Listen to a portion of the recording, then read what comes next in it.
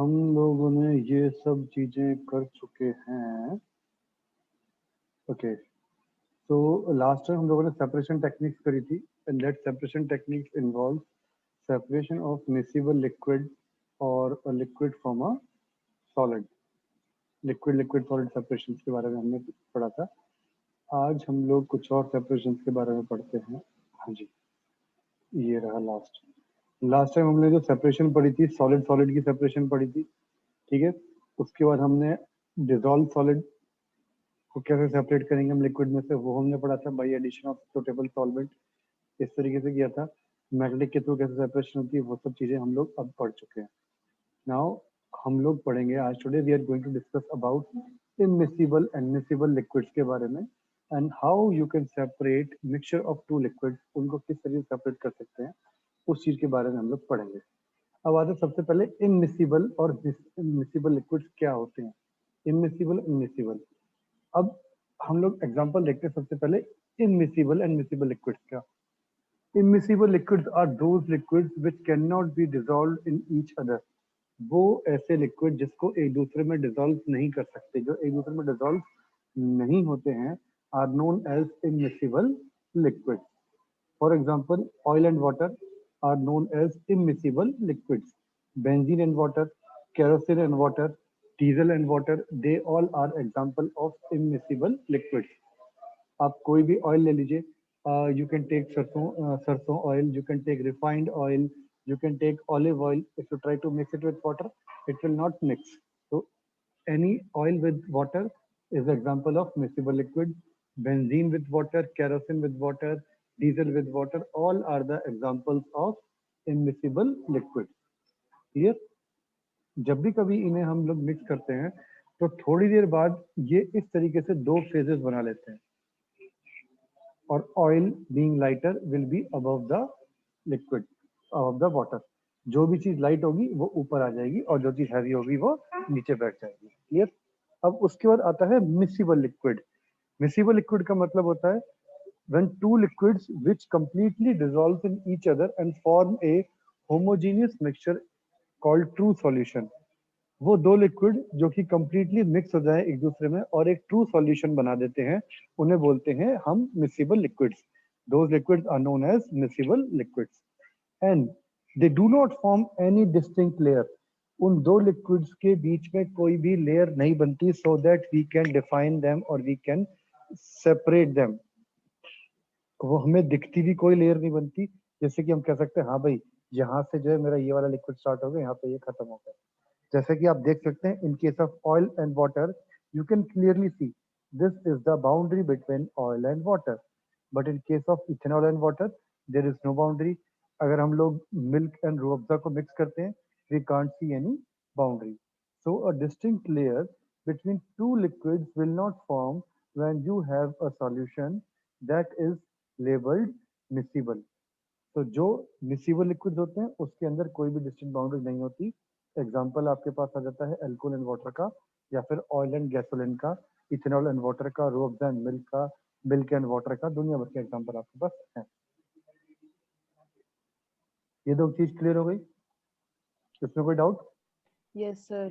और No, दो sir. दो लिक्विड्स की इन्हीं प्रॉपर्टीज को देखते हुए वी कैन सेपरेट आउट और we can use them, we can have different different techniques to separate those kind of liquid. अब अगर ध्यान से देखो आप लोग इस मिसिबल वाले को, इसमें तो अपने आप ही सेपरेशन हो गया। हमें तो बस ऐसा कुछ करना है कि तरीका करना है कि मैं जिससे कि इस पानी को निकाल लूं, मेरे ऊपर जो है ऑयल ऑयल रह जाए, तो ये तो अपने आप ही सेपरेट होना स्टार्ट हो गया। अब इसको सेपरेट होने के लिए हम लोग यूज करते हैं separating funnel. So miscible liquids, sorry, immiscible liquids can be separated through the separating funnel. So separation of two immiscible liquids is based on difference in their densities। और ये होता किस वजह से है? इन दोनों की डेंसिटी की वजह से। जिसकी डेंसिटी कम होती है वो लाइटर बोला जाता है, वो हैवियर वाले के ऊपर आ जाता है, और जो हैवियर होता है जिसकी डेंसिटी ज्यादा होती है वो नीचे बैठ जाता है, आप कह सकते हैं that settles down. So there is a apparatus used for separation used for separation is separating funnel. जो apparatus हम लोग यूज करते हैं that is known as separating funnel. It is a long glass tube with a tap at its bottom. एक example देख लेते हैं immiscible liquids का। Benzene and water, these are two immiscible liquid. इसमें हैवियर वाटर होता है, benzene is light, तो benzene liquid के ऊपर आ जाती है। केरोसिन एंड ऑयल है, केरोसिन के अंदर वाटर हैवी होता है, सॉरी हाँ वाटर हैवी होता है, केरोसिन और हल्का होता है तो उसके ऊपर आ जाता है। टर्पेन ऑयल एंड वाटर है, chloroform and water, mustard oil and water. तो इन सब केसेस के अंदर वाटर जनरली हैवियर होता है, बट ध्यान रखना क्लोरोफॉर्म और वाटर की सेपरेशन में क्लोरोफॉर्म हैवियर होता है, वाटर लाइटर होता है। तो ऊपर वाटर होता है, नीचे क्लोरोफॉर्म बैठी हुई होती है। Mustard oil and water, water and mustard oil, ये हम सब एग्जाम्पल हमारे पास हैं। चलिए अब देखते हैं हम लोग ये किस तरीके से होता है। ये जो इंस्ट्रूमेंट है, this instrument is known as separating funnel. Separating funnel ये एक इंस्ट्रूमेंट होता है। इस इंस्ट्रूमेंट में यहाँ पे हमारे पास क्या है, मिक्सचर बना रख दिया हमने। ठीक है, ये एक नॉब होती है, इस नॉब को हमने क्लोज कर दिया। This knob is closed and we pour, यहाँ से ऊपर से we pour mixture and leave it undisturbed for some time. We pour immiscible mixture and leave it undisturb for some time. कुछ देर के लिए हम इसको अनडिस्टर्ब रख देते हैं। Then after some time we see that the two liquids are separated because of the difference in densities. So अगर हमने वाटर और केरोसिन का इमिसिबल मिक्सचर लिया था तो ऊपर केरोसिन नीचे पानी, इस तरीके से we have a separation. Now we open this closure and separate out water. हम इसे क्लोजर को ओपन करते हैं और वाटर को एक बीकर में नीचे कंटेनर में या किसी भी फ्लास्क के अंदर उसको फिल अप कर लेते हैं, और जैसे ही केरोसिन ऑयल आने को होता है इसको हम स्टॉप कर देते हैं। So in this way we can separate kerosene and water. And this method is not 100% purity देता है, ये बड़ा 100% प्योरिटी नहीं देता, but it's works very well. ये अच्छे से काम करता है। समझ में आ गई बात? क्लियर है? और जैसे ही हम लोग देखते हैं कि Yes, सारा का sir. सारा पानी ड्रेन आउट हो गया है तो हम उसकी जो टैप होती है, ये वाला टैप है, उसको क्लोज कर देते हैं। तो सारा का सारा पानी मेरे पास यहाँ पे आ गया इस फ्लास्क के अंदर, और सेपरेटिंग फनल के अंदर केरोसिन ऑयल था। देन मैं फ्लास्क को चेंज कर दूंगा, दोबारा एक बार फ्लास्क लगा दूंगा, उसके अंदर केरोसिन ऑयल को फिल कर दूंगा। क्लियर है ये वाली बात? कोई doubt? Yes, sir. No, sir. Okay जी, अब आ जाओ यहाँ पे इधर। भाई प्रोसेस ऑफ सिंपल डिस्टिलेशन, ये बड़ा इंपॉर्टेंट प्रोसेस है। पहले इसे देखो, इसका मेथड क्या होता है, इसकी थ्योरी वाले बताऊंगा। डिस्टिलेशन नहीं, पहले इसी को ही पढ़ते हैं।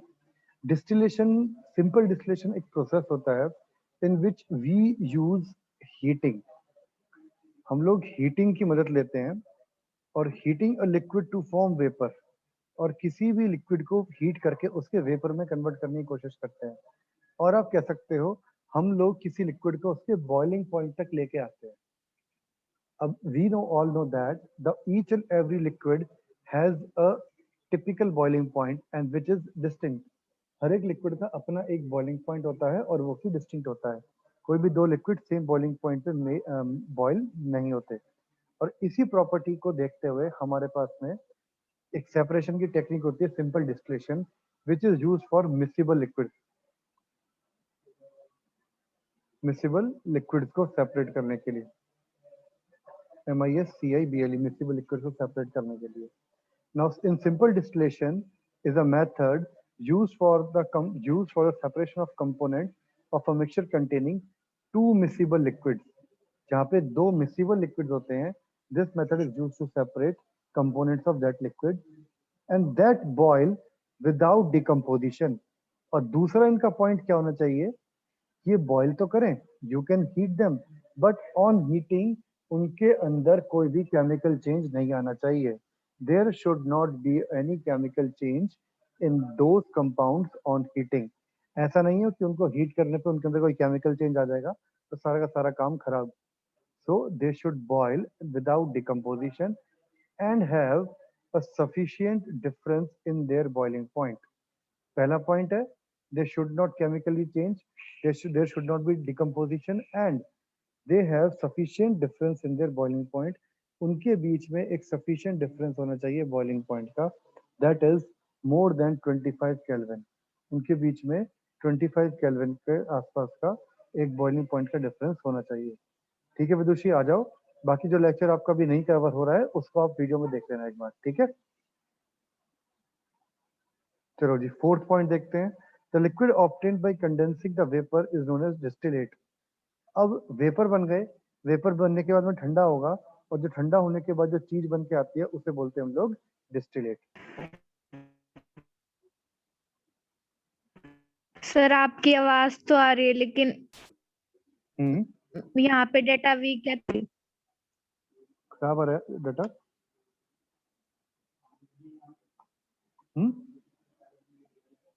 रुको एक सेकंड, रुको, मैं एक मिनट रुको।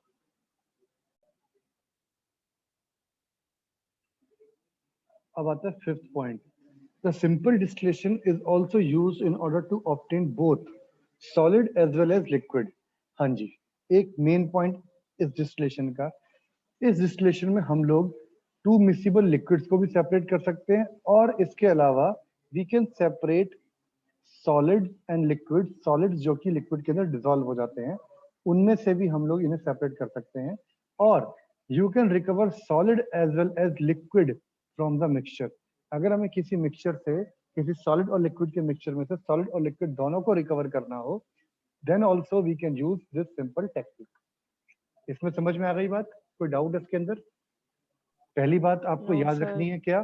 सबसे पहला प्रिंसिपल क्या होता है इसका? Each and every liquid has its own boiling point.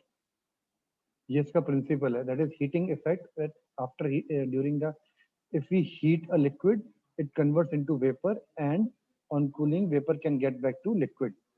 Fine, ये डिस्टिलेशन प्रोसेस के अंदर होता है। प्रिंसिपल क्या है?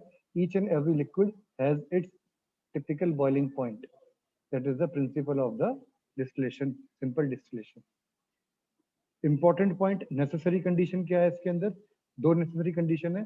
पहली condition, the liquid on heating should not decompose, and there should be a difference of at least 25 Kelvin between the boiling point of two liquids. समझ में आ गई बात? क्लियर हो गई बात? Yes, sir. The liquid obtained by condensing the vapor is known as distillate, और जो liquid हमें कंडेंस होकर मिलता है उसे बोल देते हैं हम लोग डिस्टिलेट। क्लियर? ये दोनों बातें आप लोग याद रखना। चलिए अब आते हैं सेपरेशन टेक्निक, किस तरीके से सेपरेट करेंगे फटाफट देखिए। अब पहले देखो एक्सपेरिमेंटल सेटअप क्या है। सबसे पहले हमने यहाँ पे एक बीकर लगाया, पहला पॉइंट। देन इसके बाद में एक स्टैंड लगा दिया हमने। ये मेरे पास राउंड बॉटम फ्लास्क था जिसको मैं डिस्टिलेशन फ्लास्क और ये डिस्टिलेशन सेटअप लगा दिया। ठीक, इसके अंदर हमारे पास में ये हो गया थर्ड पॉइंट, जिसके अंदर मेरे पास एसीटोन और वाटर का मिक्सचर फिट है। इसके साथ में ये जो इतना पार्ट होता है इसे बोलते हैं हम लोग water condenser. This is known as water condenser. Water condenser को पकड़ने के लिए यहाँ पे क्लैंप लगे होते हैं। यहाँ पे वाटर का आउटलेट है, यहाँ से ठंडा पानी इन गया और यहाँ से ठंडा पानी बाहर चला गया। अब ये एक्चुअल में है क्या सीन? ये सोचो कि मान लो दो पाइप है, ये एक पाइप है, इसके अंदर एक और पाइप जा रहा है।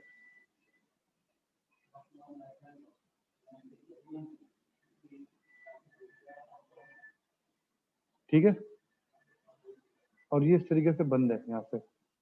तो क्या होगा, यहाँ से ठंडा पानी गया, इस पाइप के अंदर जाए बिना इसको ऊपर से ठंडा करता रहेगा। समझ में आ रही है बात पन्नू? आवाज आ रही है? तो इसको ये सिर्फ ऊपर ऊपर से ठंडा करता रहेगा पानी को। तो ये अंदर से मिक्स नहीं होता, ये सिर्फ ऊपर ऊपर से ठंडा करता रहता है।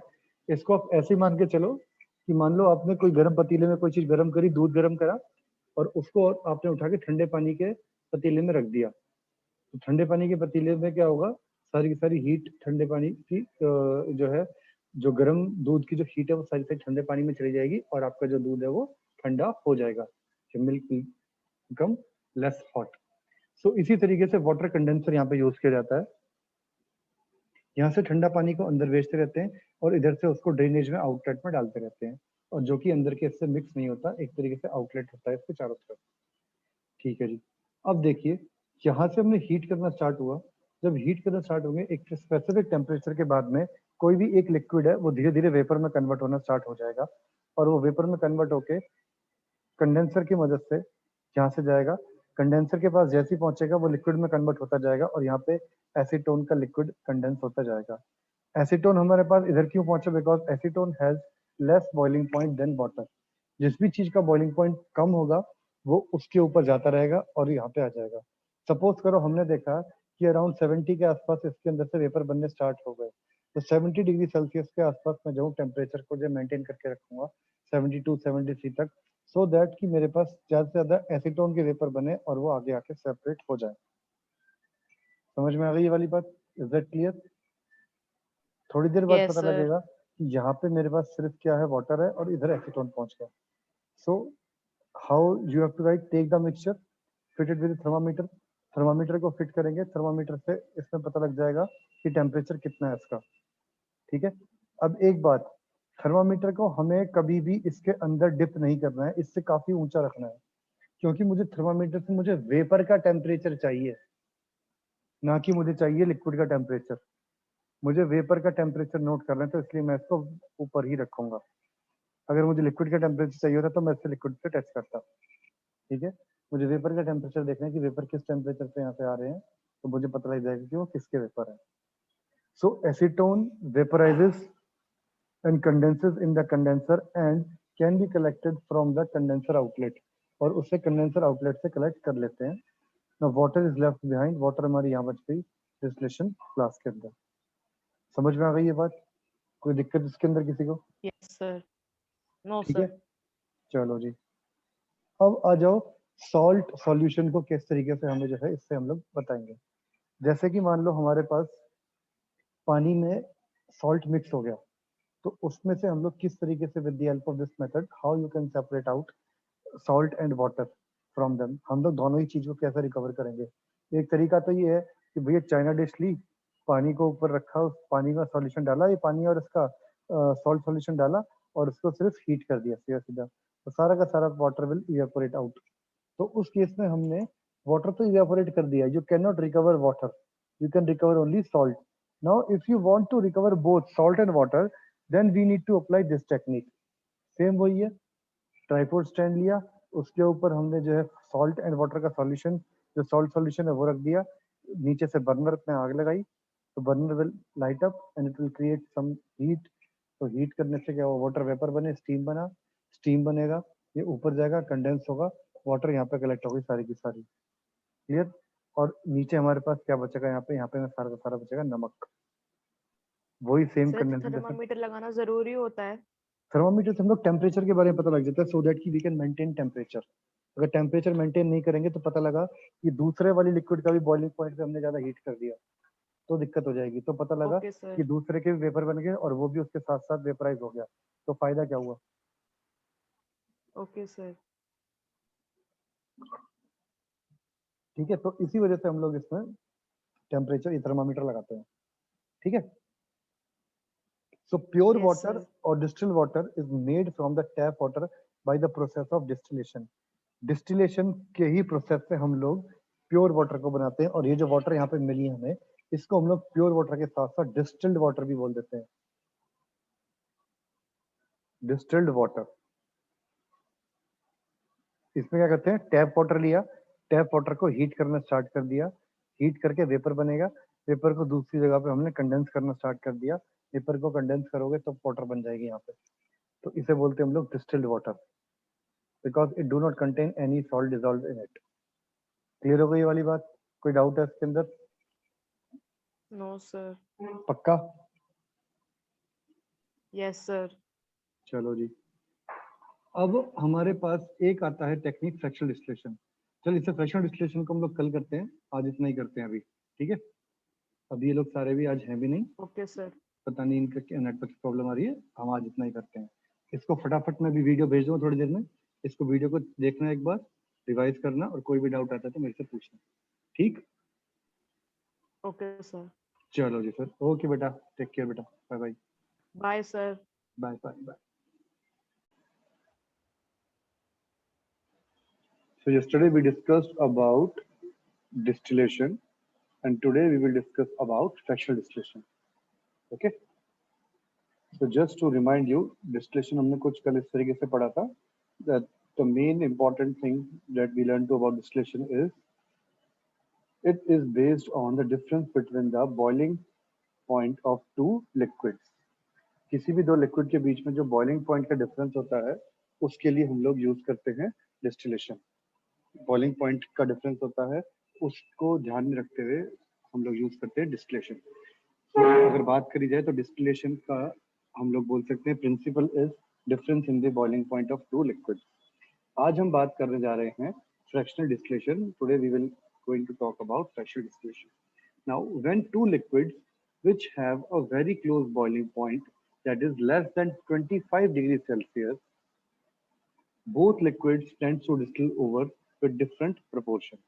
अब जब हमने कल डिस्टिलेशन पढ़ा था उसमें हमने एक चीज याद रखी थी, उसके अंदर था कि 25 डिग्री सेल्सियस से ज्यादा का डिफरेंस होना चाहिए इन दोनों के बॉइलिंग पॉइंट में.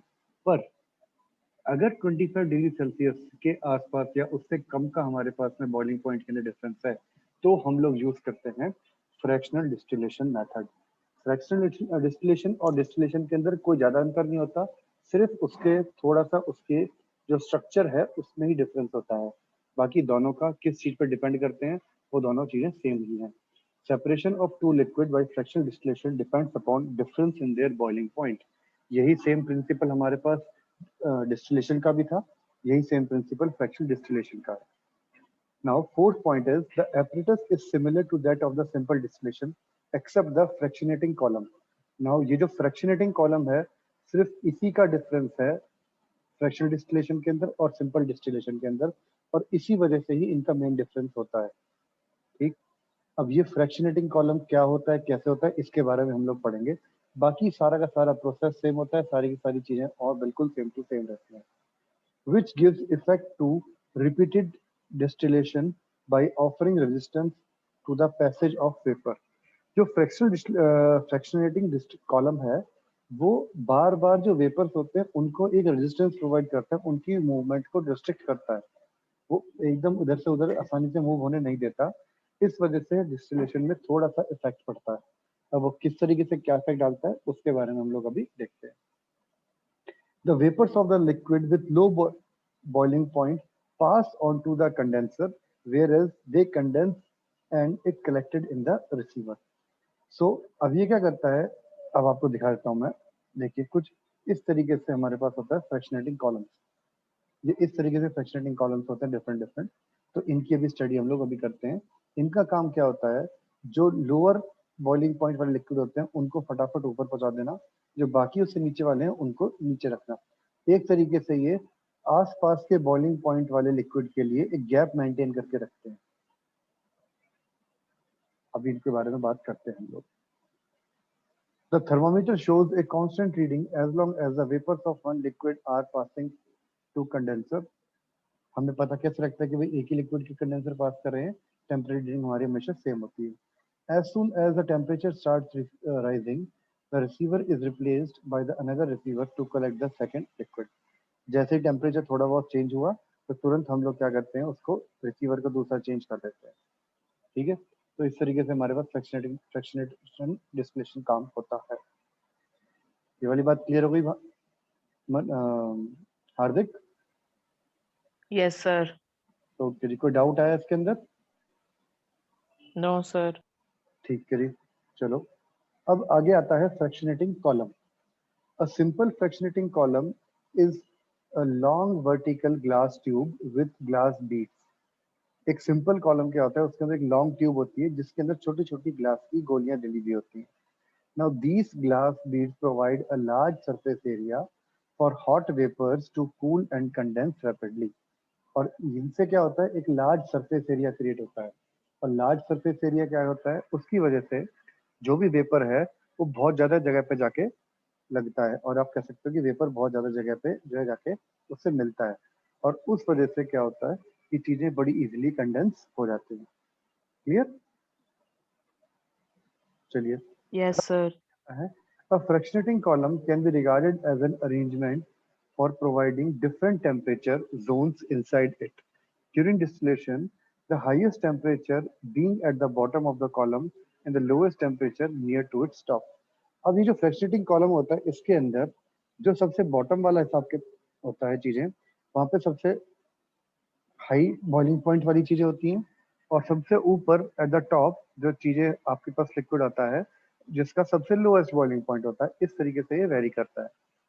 The fractionating column is fitted in the neck of distillation flask containing mixture of liquid to be separated। और इसको हम लोग जो फ्रैक्शनेटिंग फ्लास्क होता है उसके ऊपर फिट कर देते हैं जिसके अंदर की लिक्विड भरा हुआ होता है। कुछ इस तरीके से होता है डिफरेंस बिटवीन कॉलम। अब देखो ओपन कॉलम और फ्रैक्शनेटिंग कॉलम, ये तो हमारे पास है सिंपल डिस्टिलेशन वाला। इसके अंदर क्या देखो, ए और बी लिक्विड दो एक साथ थे, दोनों के दोनों चले गए। हो सकता है थोड़ा बहुत बी भी इसके अंदर आ जाए। देख रहे हो, ए और बी दो मिक्स लिक्विड का मिक्सचर था, दोनों का बॉइलिंग पॉइंट लगभग साथ साथ था, आसपास था। तो होगा क्या, ए और बी दोनों के दोनों बॉइलिंग पॉइंट ऊपर आते रहेंगे, दोनों वेपर बनते गए, वेपर बनते गए, और यहाँ से बाहर निकले।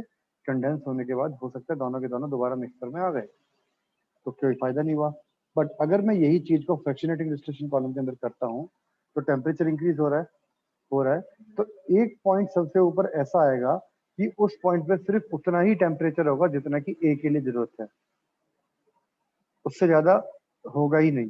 तो जितने भी हैं वो ए के पार्टिकल वो सिर्फ छत के ऊपर पहुंचेंगे। एक तरीके से देखा जाए तो उनकी सेपरेशन हो जाती है, वो कंडेंस होके वेपर फॉर्म में एग्जिस्ट ही नहीं कर पाता। बी जो है इस एरिया के अंदर, बी पार्टिकल इस एरिया में वेपर फॉर्म में एग्जिस्ट ही नहीं करेगा, और जैसे ही वो इधर गया और कंडेंस होके लिक्विड हमारे पास सेपरेट हो गया।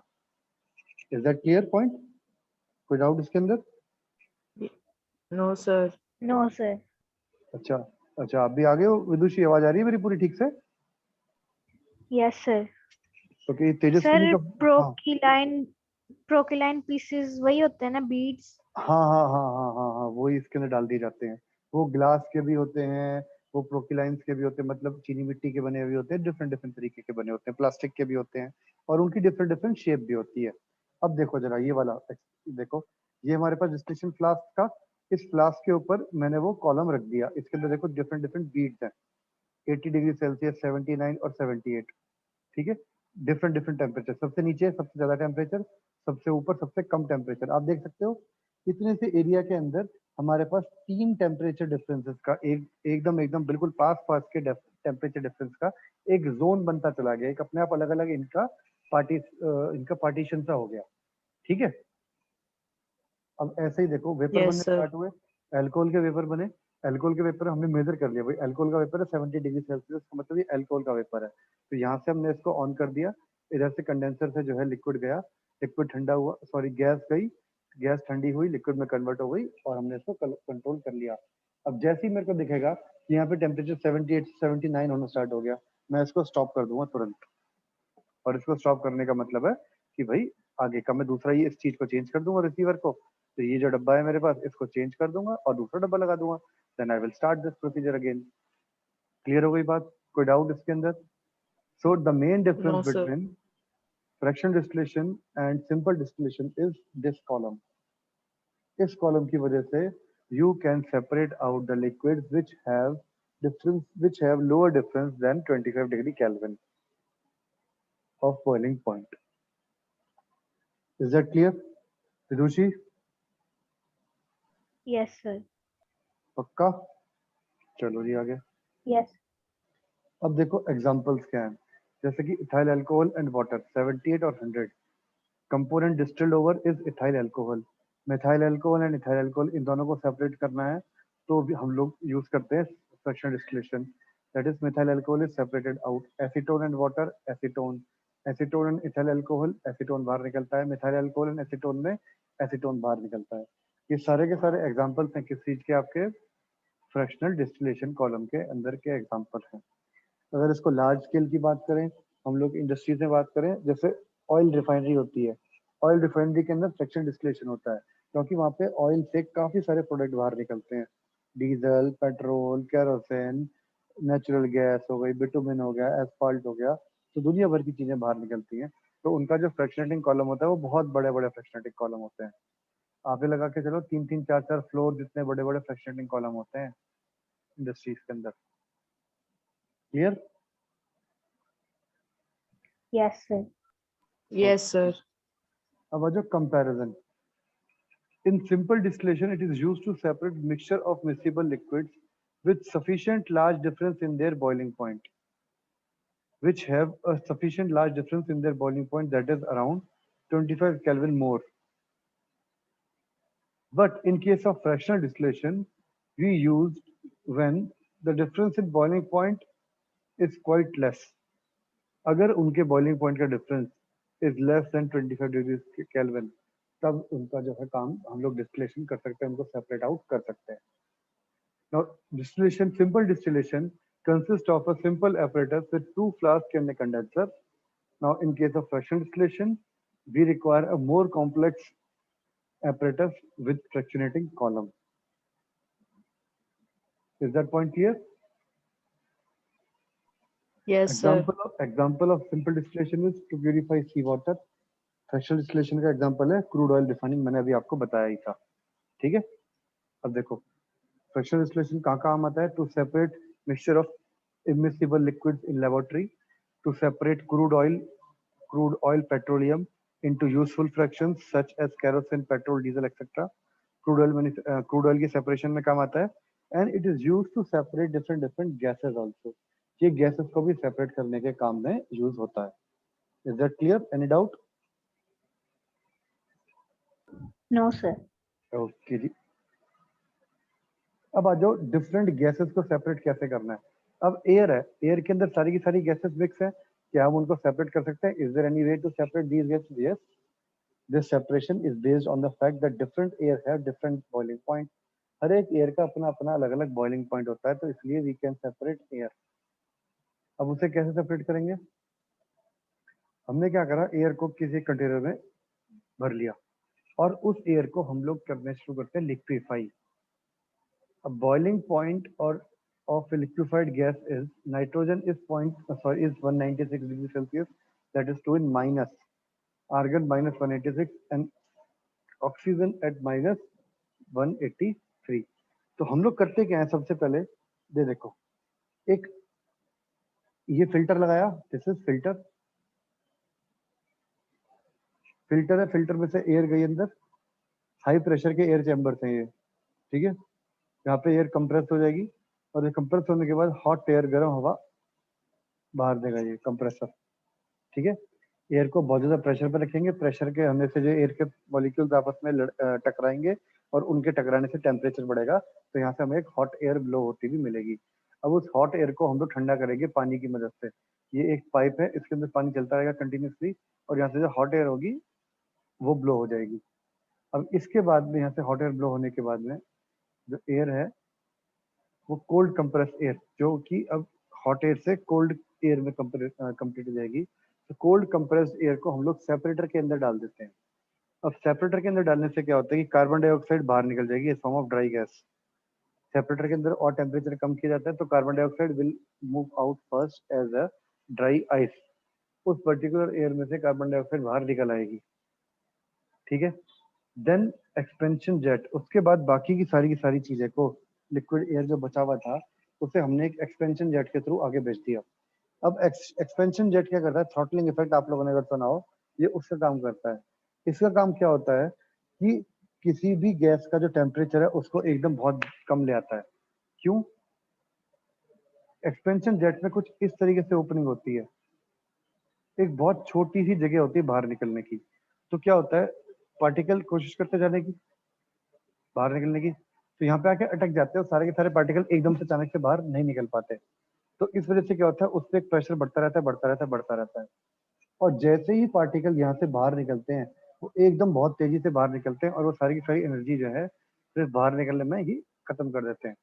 और इस वजह से एनर्जी बाहर निकल गई तो वो क्या हो गया, लिक्विड हो गया. तो इस तरीके से जो इन्हें यहाँ पे चीज मिलती है that is in liquid state, वो एक लिक्विड स्टेट में कन्वर्ट हो जाती है. और यहाँ पे नाइट्रोजन आर्गन है वो आउट हो जाते हैं जनरली. और फ्रैक्शनल डिस्टिलेशन में बचती क्या है यहाँ पे, लिक्विड ऑक्सीजन बाहर जाके हम लोग स्टोर कर लेते हैं. Is that point clear? Any doubt? No, sir. No, sir. Okay जी, चलो जी, बिल्कुल सही है. आज एक काम करते हैं, हम लोग इतना ही करते हैं क्योंकि बाकी लोग नहीं है, उनके लिए थोड़ा बचा के रखते हैं. चलो अभी फटाफट मुझे ये वाला क्वेश्चन बताओ, क्या आएगा इसका आंसर. इसका एक काम करो, स्क्रीनशॉट ले लो, घर से करना है इसको। जल्दी से स्क्रीनशॉट लीजिए इसका। अभी जो हमने एक्टिविटी करी है उसी के ऊपर बेस्ड है। Okay okay sir. चलिए फिर आज अभी हम इतना ही पढ़ रहे हैं, थोड़ा सा ही, कोई बात नहीं। कल इन दोनों का इंटरनेट ठीक हो जाएगा, बात करता हूँ उनसे, देन हम लोग कल से फिर दोबारा अच्छे से पढ़ाई करते हैं। ओके जी, bye bye. Bye Vidushi. Bye sir. Bye बेटा।